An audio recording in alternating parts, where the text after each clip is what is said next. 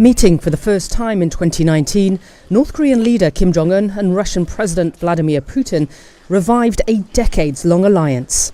North Korea has unsurprisingly sided with Russia, calling the US, quote, the root cause of the Ukrainian crisis, the war reinforcing a basic lesson. Only one, but very important. Never, ever surrender your nuclear weapons. They have known it anyway for decades, and now they got yet another confirmation. After Iraq, after Libya. Pyongyang often makes the connection between the former leaders of Iraq and Libya giving up their nuclear ambitions, then losing power and ultimately their lives.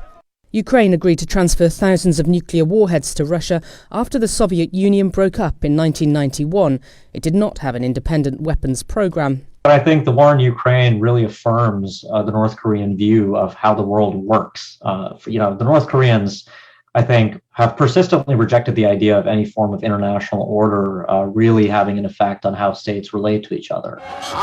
Kim is experiencing the most favourable weapons testing environment he has seen in his 10 years in power. A split among United Nations Security Council permanent members, Russia and China on one side, the US, UK and France on the other, means the chances of punishing North Korea are zero. It's quite clear that China and Russia will block additional sanctions, and frankly it's not quite clear what else can you possibly sanction. North Korea has launched more than a dozen missiles already this year, including an intercontinental ballistic missile. Satellite imagery of the Punggye-ri underground testing site suggests a seventh nuclear test may also be imminent. North Korea invaded South Korea in 1950. The thought it might try again has long been dismissed.